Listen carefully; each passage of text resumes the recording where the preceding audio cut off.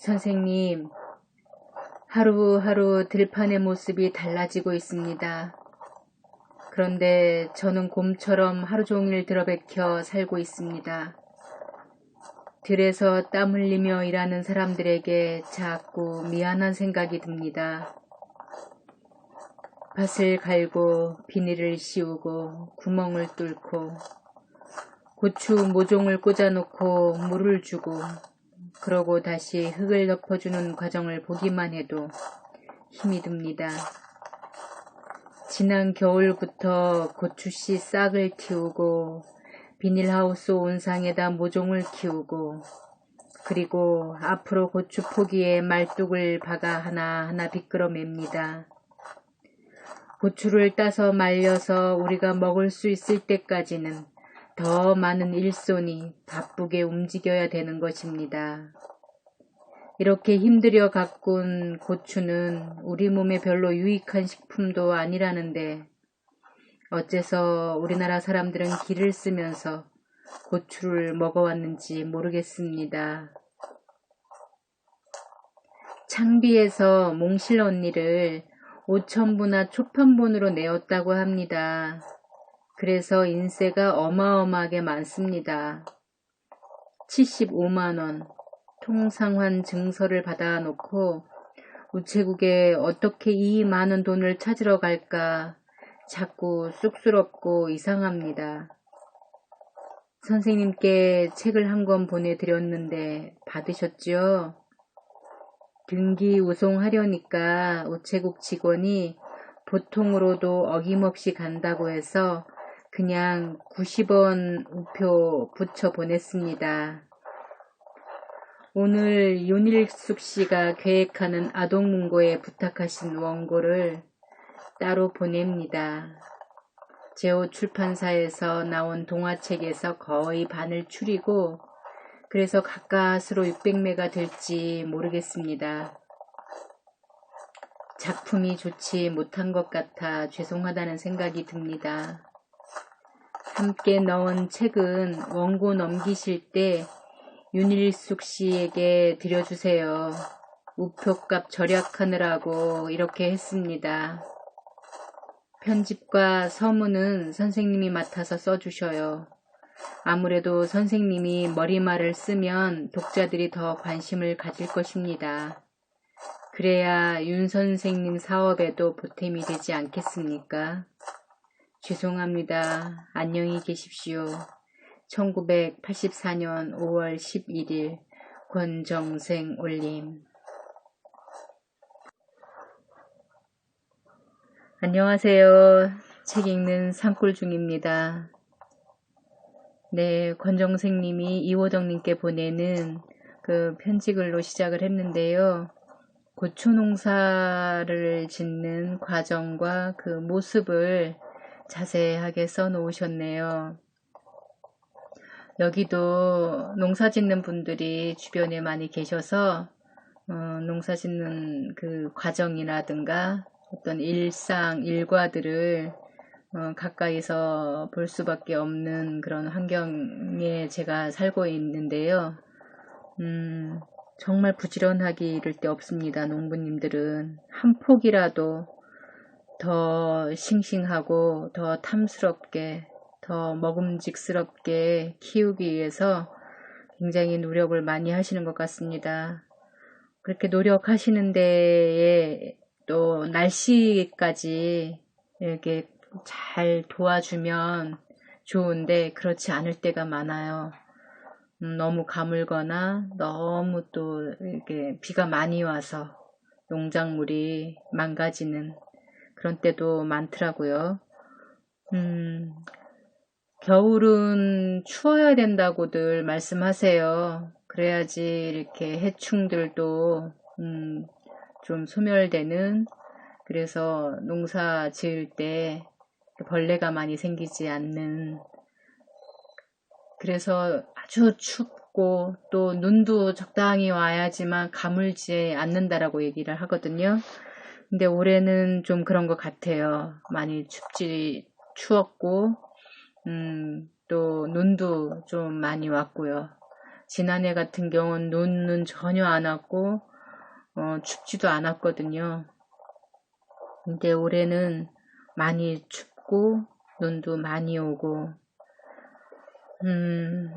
겨울 맛이 제대로 나는 때입니다. 다른 곳은 어떨지 모르는데요. 여기는 적어도 겨울 같습니다. 제 개인 생각으로는 반가운 일이라고 봅니다. 겨울은 겨울답게 춥고 또 여름은 여름답게 덥기도 해야 되고 봄은 봄대로 가을은 가을대로 이렇게 사계절이 뚜렷한 우리나라였는데 이제 많이 그것이 경계가 많이 무너졌잖아요. 환경이 많이 오염돼서 또 지구가 많이 뜨거워져서 그렇다고 하니까 생활 속에서 실천할 수 있는 것들, 더 뜨겁지 않도록 더 망가지지 않도록 실천할 수 있는 것들을 꾸준하게 실천해야겠습니다. 네, 계속해서 오늘은 18번째로 아름다운 편지를 읽도록 하겠습니다. 이어서 이호덕님이 권정생님께 보내는 편지로 읽겠습니다. 참나무 잎이 눈부신 산들을 바라보면서 권선생님, 원고, 책, 편지 모두 잘 받았습니다. 여러 날 전에 보내주신 몽실 언니도 잘 받았습니다. 그걸 받아놓고도 편지를 못 썼지요. 오늘은 또 어떤 분이 글짓기 회비를 언제 붙였는데 받았느냐고 편지를 보내와 우편물 접수 공책을 찾아보니 그 사람뿐 아니라 꼭 회답을 해야 할 많은 사람들에게 소식 없이 지냈다는 것을 알았습니다. 전에는 이런 일이 없었는데 이제는 만성이 된 것 같아요. 이러다간 사람 노릇 흉내도 못 내겠다는 생각이 듭니다. 지금 보내주신 원고 읽고 있습니다. 이걸 빨리 서울로 붙이고 싶은데 아직 안 읽은 작품을 읽고서 머릿말을 써야겠다고 생각합니다.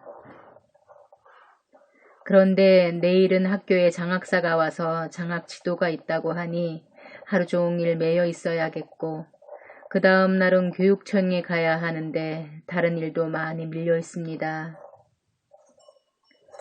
윤일숙 씨에게는 아동문고를 계획하려면 논픽션 작품을 여러 권 내어보라고 했습니다. 가공의 얘기가 아니라 실제 겪은 얘기를 쓰도록 하는 것이지요. 이런 얘기책을 만들면 요즘 동화 쓰는 사람들에게도 유익한 영향을 줄 듯하고 아이들도 좋아할 것 같습니다.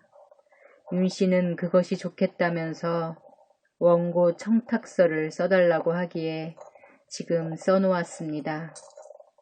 인간사에서 어린이와 소년을 위한 시집 3권이 나왔습니다. 오승강, 최춘혜, 공제동. 며칠 뒤에 또 2권 윤동재, 김녹촌 나옵니다. 1,000원짜리 책인데 잘 만들어졌어요. 아마 인간사에서 붙여드릴 것입니다. 참나무 잎이 눈부신 산들을 멀리 바라보면서 한숨만 쉬는 시간을 보냅니다. 곧 또 연락하겠습니다.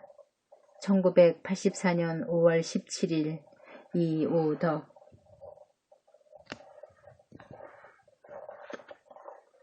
선생님 기다렸는데 여름방학이 다 가버렸습니다. 선생님, 이번에는 굉장히 아프다가 이제 또 괜찮습니다. 전우익 선생님께서 신문에 보니까 선생님이 전근 가셨다고 해서 어디로 가셨는지 궁금했는데 아마 잘못하신 모양입니다. 여름은 덥더니 가을이 되니 날짜가 너무 빨리 지나가는 듯합니다. 레미제라블을 다시 읽고 있습니다. 가슴이 저려오도록 감동이 됩니다. 선생님이 안동에 한 번 더 오시겠지 기다렸는데 결국 여름방학이 다 가버렸습니다. 만나서 말씀드린다는 것이 뜻대로 안 되어 편지로 알려드립니다.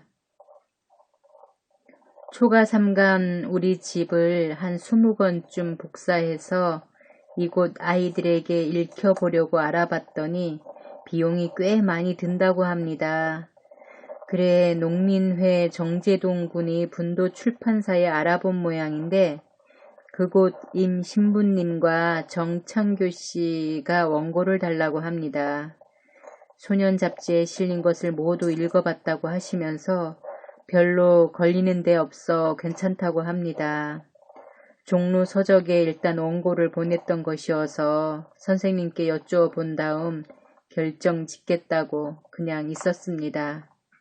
어떻게 했으면 좋을지요? 종로 서적에서 조판을 했는지 그것도 궁금합니다. 가부를 알려드려야 하니까 선생님께서 곧 연락을 주세요. 대구의 구루와 서울의 윤일숙 씨의 햇빛에서 똑같은 주제의 원고를 부탁해와서 둘 다 써서 보내었습니다. 이번 토요일 오후 3시에 영화 상영이 있다고 합니다. 한 달에 한 번씩이지만 아주 좋은 모임으로 다져지고 있습니다. 이만 쓰겠습니다. 선생님 안녕히 계셔요. 1984년 9월 18일 권정생 올림.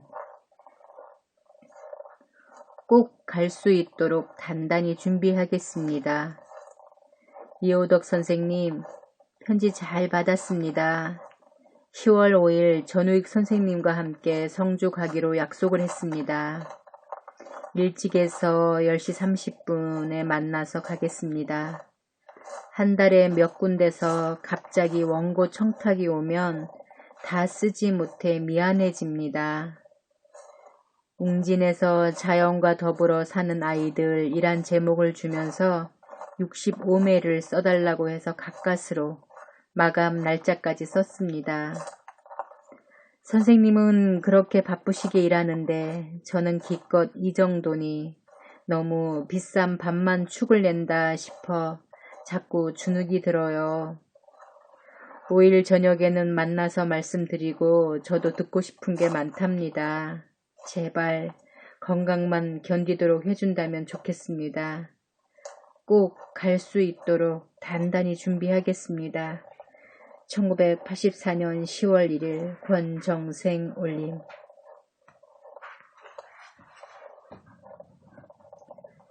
마을에 유랑극단이 들어오면 밤길을 걸어가 보았습니다. 선생님, 동극 한 편을 썼습니다. 희곡 작법을 공부도 않고 좀 외람되지만 쓰고 싶어서 썼습니다.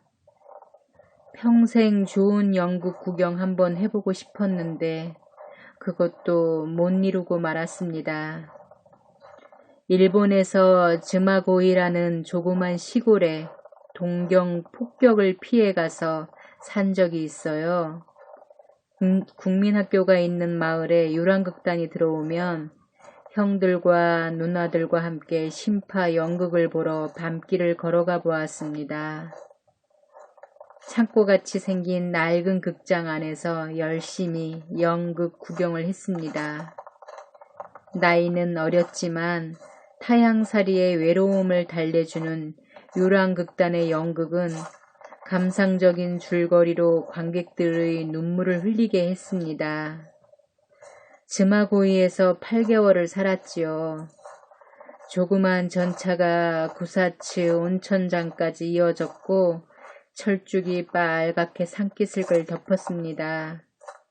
물레방아가 있는 개울물 비탈길 언덕에 신사가 있고 아침 저녁으로 밭으로 가는 농부들은 거의 발을 멈추고 묵념을 드렸습니다. 겨울엔 눈이 한없이 내리고 삼나무가 우거진 산에는 버섯들이 여름내 돋아났습니다. 저희 집에 있던 마당가엔 벚나무가 세 그루 있었어요. 아름드리 큰 나무여서 저는 그중 기우뚱 기울어진 나무에 올라갔습니다. 그 나무 위에서 지난번 구경한 유랑극단들의 연극 장면을 떠올리며 감상에 젖었습니다. 지금도 기억하고 있는 연극 중에 전쟁으로 헤어진 남매가 애타게 찾아다니던 끝에 10년 뒤에 극적으로 만나는 이야기였습니다. 동생은 거지가 되어 누나를 찾아다니는데 어느 주막집에서 이상하게 눈길을 끄는 처녀가 있었습니다. 둘은 지나간 시절의 기억을 더듬은 끝에 남매라는 것을 확인했지만 누나는 주막집의 하녀로 부자유한 몸이었습니다. 거기서 한 청년이 돈 100냥을 훔쳐 누나의 몸값을 치러 그들을 자유의 몸으로 풀어주지만 청년은 체포되어 감옥으로 가는 이야기입니다. 선생님, 제가 쓴 팥죽 할머니는 청송 화목장터에 소임으로 일하던 저희 외숙부님께 10살 때 들은 우리 전래동화입니다. 이 이야기는 창비 전래동화나 다른 어느 동화집에서도 저는 보지 못했습니다. 어머니의 남매는 아이들을 좋아하고 얘기를 많이 들려주었습니다. 앞으로 몇 편 더 희곡으로 써보고 싶은데 어떨지요? 팥죽 할머니가 제대로 쓰였는지 모르겠습니다. 1월 4일 안동에 가서 뵙겠습니다. 1984년 12월 12일 권정생 올림.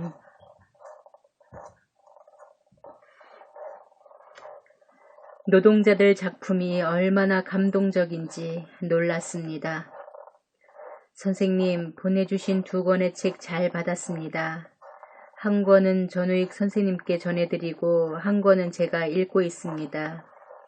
날씨가 춥습니다. 저는 큰 방을 쓰다가 너무 추워서 다시 작은 방으로 옮겼습니다. 1월 4일에 안동에서 모이는 글쓰기 회에 이곳 청년들도 데리고 가고 싶은데 방해가 되지 않을까요?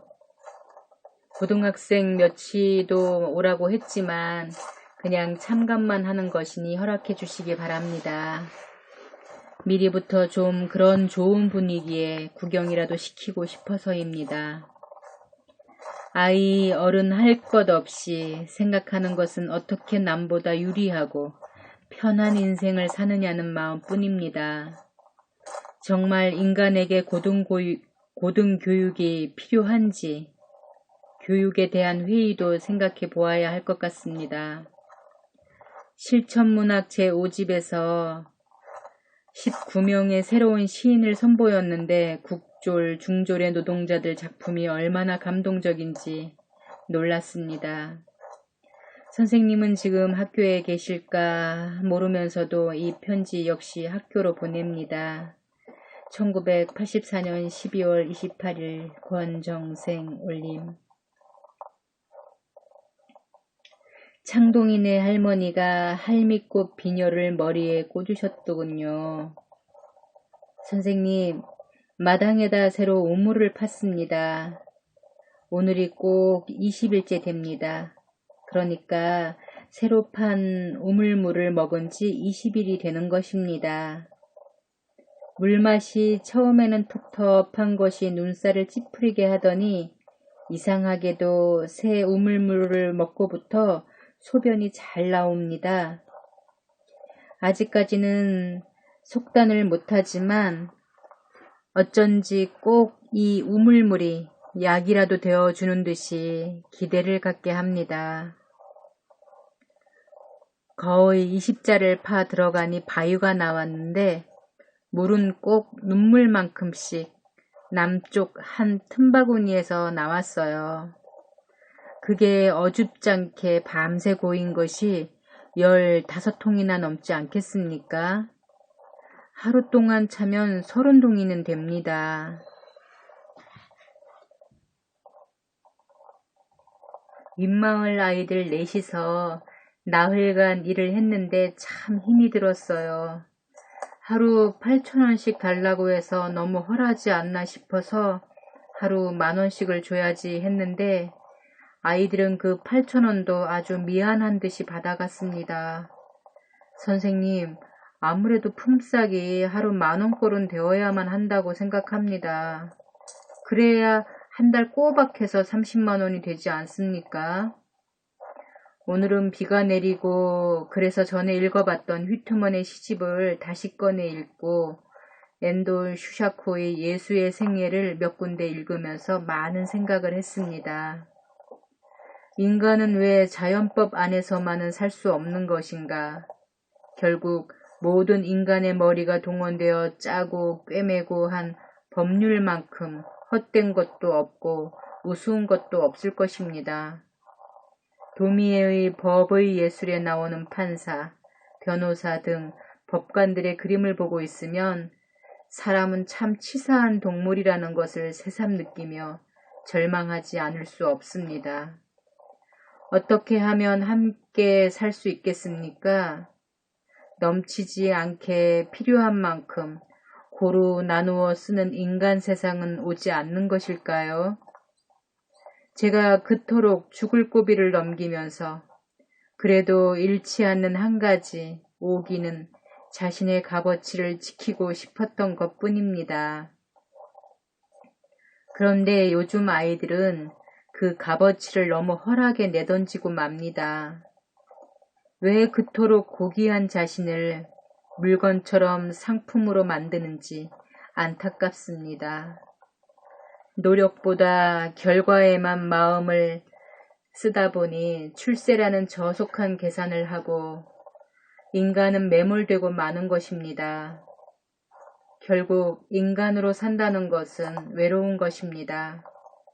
그것은 진시 황제가 만리장성을 쌓은 것보다 어렵고 고달픈 길입니다.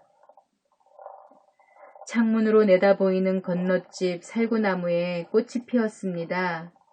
며칠 전 창동이네 할머니가 산에서 내려오시는 걸 보니 할미꽃을 따서 비녀를 만들어 머리에 꽂으셨더군요. 어쩐지 눈물이 나올 것처럼 아름다워 보였습니다. 가끔 가다가 농촌 할아버지나 할머니들한테 때묻지 않는 인간을 볼 때가 있지요. 인간답게 산다는 건 감상인지 교만인지 멍텅구리인지 미친 짓인지 그래서 그것을 버리지 못합니다. 하도 편지 쓰지 않아 오늘 몇 자 썼습니다. 1985년 4월 11일 권정생 올림. 아동문학에서 가장 배격해야 할 것은 설교나 훈시입니다. 선생님, 편지 감사히 받았습니다. 지붕 없는 가게. 어린이를 지키는 문학인 모임에서 동시와 동화, 소설, 수필, 동북, 동요를 엮어 1985년에 펴낸 책. 지붕 없는 가게도 벌써 받아 읽었습니다. 선생님이 쓰신 동시 세상이 새롭게 보이더라가 가장 가슴에 남는 작품이었습니다. 언제나 그랬지만 선생님의 모든 작품에서는 항상 가난한 아이들이 절망이나 좌절을 딛고 오히려 떳떳하게 굳세게 살아가는 모습을 써오셨습니다. 그래서 누구나 감동하며 되풀이 읽어도 싫지가 않는 모양입니다. 인간에게 있어서의 행복은 결코 물질적인 풍요가 아닌 땀 흘리며 일하는 노동과 자연 속에 묻혀 단순하고 소박하게 살아가는 것이 참다운 행복이라는 것, 저도 무척 공감하고 있습니다. 그런데 다른 분들의 시에는 아쉽게도 그런 절실한 것이 없습니다. 교육은 교육적인 것에서 벗어나 설교가 아닌 순수한 언어와 동작으로 상대방을 감동시켜야만 아무런 부담을 갖지 않을 것입니다. 아동문학에서 가장 배격해야 할 것은 강요하고 있는 설교나 훈시입니다. 김진문 씨의 별을 바라보며가 차분하게 읽혔고 이성인, 김용택, 오승강, 윤동재의 작품이 교단 시인들로 수준을 지키고 있습니다. 이중과는 시적 분위기는 가장 뛰어난 시인인데 사회성과 역사성을 좀 더 생각했었으면 좋은 시가 나올 것 같았습니다. 동화는 김일광 씨의 재현이와 버스, 윤태규의 광복절이 그분들의 주장을 잘 나타내었다고 봅니다. 윤기현, 서정호의 작품이 무게 있는 작품이라 저도 생각했습니다. 유년동화로 이인자 선생님 작품이 앞으로 빛을 보게 될 것 같아집니다. 문장이 좀 더 단순해지면 좋겠다 생각했습니다. 저의 팥죽 할머니는 대작을 시도해 봤는데 그만 이렇게 소품이 되고 말았습니다. 앞으로 다시 한번 개작을 하고 싶습니다. 전래동화에서 이만한 작품은 그 어느 나라에도 없을 것입니다. 팥죽 할머니는 무용극이나 가극으로도 많이 공연되었으면 했는데 여태까지 우리는 그냥 묻어두고 있었던 게 정말 원통하다는 생각까지 듭니다. 창비 전래 동화집 10권 속에도 팥죽 할머니는 들어있지 않았어요. 이 작품은 저의 창작이 아니니까 전래 동화로서 한국의 구전 동화의 대표작으로 많은 이야기를 나누었으면 합니다. 서울 모임에 저는 갈 수가 없습니다. 요즘은 될 수 있으면 움직이지 않고 집에만 있었습니다. 안녕히 계십시오. 1985년 5월 22일 권정생 올림.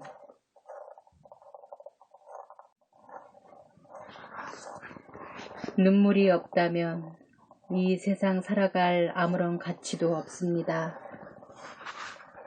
선생님, 요즘은 선생님께 자꾸 죄스러워지는 마음입니다. 너무도 게을렀기 때문입니다. 왜 자꾸 게을러지는지 모르겠습니다. 하루 종일 누워있어도 조금도 지루하지가 않습니다. 오줌이 물엿처럼 걸쭉해질 때면 온몸이 천근만근 무겁고 조금 맑게 나오면 움직이기가 수월해집니다. 마음의 부담만 안 생기고 다 잊어버릴 수만 있다면 누워서 일어날 수 없을 것 같습니다. 어제 저녁에는 안동문화회관에서 매월 모이는 영화 감상회에 갔다가 늦게 돌아왔습니다. 영화를 가지고 오시는 독일 신부님이 오시지 않아 영화는 못 보고 대신 둘러앉아 이야기를 했습니다. 주로 대학생과 중고등학교 선생님들의 이야기를 많이 했습니다. 얘기 중에 자주 양반 얘기가 나오고 안동은 양반 도시라는 추상적인 이야기만 하더군요. 못마땅한 것은 양반이란 실체가 어떤 것인지 깊이 파고들지 않고 왜곡되어 있는 점잖은 양반에 대한 은근한 우월감을 가진 것입니다. 양반이란 어디까지나 착취계급의 존칭어로서 안동이 양반 도시라면서 그 몇몇의 양반 밑에 빼앗기며 종노릇을 했던 상놈들의 생각은 하나도 하지 못하더군요. 오히려 안동은 그렇게 수탈당한 노예들의 고장이라는 것을 깨닫게 되었으면 싶었습니다. 행복이라는 환상을 떨쳐버리지 않는 한 인간은 불행에서 벗어나지 못할 것입니다. 행복하다는 사람, 잘 산다는 인간들, 선진국, 경제대국, 이런 것 모두 야만족의 집단이지 어디 사람다운 사람 있습니까? 어쨌든 저는 앞으로도 슬픈 동화만 쓰겠습니다. 눈물이 없다면 이 세상 살아갈 아무런 가치도 없습니다. 산다는 것은 눈물투성이입니다. 인간은 한순간도 죄짓지 않고는 목숨이 유지되지 않는데 어떻게 행복하고 즐거울 수 있겠습니까? 내가 한번 웃었을 때, 내 주위에 수많은 목숨이 희생당하고 있었고 내가 한번 만족했을 때 주위의 사물이 뒤틀려 버리고 말았던 것을 어떻게 지나쳐 버릴 수 있겠습니까? 수만 번 되뇌어도 역시 인간은 죄 뭉치에 불과합니다. 이런 죄 덩어리를 어디다 사죄받을 곳이 있겠습니까? 하느님께 용서받는다는 것도 죄입니다. 결국 울 수밖에 없습니다. 우는 것도 가증할지 모르지만 울 수도 없다면 죽어야죠. 벌써 날씨가 춥습니다. 양지 쪽에 쪼그리고 앉아보니 결국 이렇게 초라한 자신을 다시 보게 되고 그래서 또 눈물이 납니다. 용기를 내라, 힘을 돋우라, 이런 말은 또 무엇 때문에 하는지. 도대체 힘은 무엇이고 용기란 어떤 것입니까? 결국 탑을 쌓았다가 다시 허물어버리고 다시 쌓고 허물고, 삶은 그런 것이라면 왜 서로가 반목하고 대결을 하는지 모르겠습니다. 너무 무지한 탓일 것입니다. 잘했다고 하는 쪽도 결국 상처투성이니까요. 빅토르 위고의 레미제라블을 읽으면 처음에는 장발장의 영웅적인 삶에 감동을 받지만 두 번, 세 번 거듭 읽으면 주인공은 멀리 밀려나가 버리고 그늘에 가리었던 참다운 인간이 나타납니다. 악한 테나르디에가 일찍 버린 작은 소년 가브로슈, 누나 에포닌, 그리고 5월 봉기에 앞장섰던 아름다운 앙졸라, 그리고 이름이 기억나지 않는 식물학자 노인. 그들은 이름도 없이 너무도 착하게 살다가 죽어간 참 인간으로 또렷이 가슴에 남습니다. 레미제라블은 앞으로 10번을 더 읽어도 실증이 나지 않을 것 같습니다. 그것은 이렇게 조그맣게 참되게 살아가는 인간들이 있기 때문입니다. 그루에서 나온 산 넘고 물 건너를 읽고 괜히 얼굴을 붉혔습니다. 다른 분들은 모두 훌륭한 얘기를 썼는데 저 혼자만 부끄러운 이야기를 썼기 때문입니다. 부끄러워지는 건 무엇 때문인지 저의 마음도 갖출 것은 다 갖추어져서 부끄럽고 슬프고 밉고 더럽고 즐겁고 그런 것이니 또 한 번 한숨이 납니다. 며칠 전에 인간사회에서 일하시는 분이 선생님께 다녀왔다 하면서 들러갔습니다. 선생님은 찬성하시지 않는 신춘문예 작품집을 만들게 되어 별로 기분 좋은 것이 못 되나 봅니다. 벌써 원고 보냈기 때문에 그냥 허락을 했습니다. 제목도 저의 작품을 쓰겠다더군요. 안 된다고 하려다가 대단한 것도 아닌 것이라 생각해서 그렇게 하라고 했어요. 이젠 자꾸 지쳐서 더 못 쓰겠습니다. 오랫동안 소식 못 드려 죄송했습니다. 1985년 10월 19일 정생 올림. 굶주림만 없다면 가난해져야만 해요. 선생님, 편지 고맙습니다. 동시 원고는 어떻게 했으면 좋을지 저도 잘 모르겠습니다. 창비는 책값도 헐하고 독자들에게 손쉽게 닿을 수 있어 좋겠지만 지식산업사에 먼저 말씀드렸으면 그리로 보내야 하지 않을까요? 그리고 지식산업사에서 앞으로 믿음성 있게 일을 해 나간다면 우리 쪽에서도 도와야 한다는 생각도 듭니다. 합동기획이나 인간사처럼 되지 않는다면 그렇게 하시는 게 순서가 아닐까요? 어쨌든 선생님 좋으실 대로 하시기 바랍니다. 11월 10일에 안동에 나가겠습니다. 서울대학교 미생물학과에 다닌다는 학생이 교수님께 물어보았다고 하면서 편지를 자세히 써보내 주었습니다. 지난 여름방학 때 와서 저의 병세를 대강 알아보고 그대로 말씀드렸다고 하면서 병력이 30년이면 현대의학으로도 어쩔 수 없고 다만 본인의 정신력이 가장 중요하다고 하더랍니다. 항생제도 이젠 별 효과가 없을 것이고 식사를 조금씩 여러 번 나누어 먹고 수분을 되도록 적게 섭취하고 창작 생활이 아마도 여태까지 살아오는데 가장 큰 힘이 되었으니 앞으로도 계속 하라고 했습니다. 그래서 요즘은 아주 조금씩 자주 먹고 물 마시는 것도 줄이고 약도 한 달에 500원 하는 아이나만 먹고 있습니다. 그래서 그런지 시력이 조금씩 살아나고 두통도 조금 가시워진 듯 합니다. 완전한 건강은 잃어버렸으니 이대로 버텨나가야죠. 병원에 가서 시달리고 싶지가 않아요. 병원은 자꾸 겁이 납니다. 죽는 것만큼이나 싫어집니다. 그리고 육식보다 채식이 훨씬 낫다는 것을 말씀드립니다. 그래서 가난하게 사는 것이 정신적으로, 육체적으로 훨씬 좋은 거지요.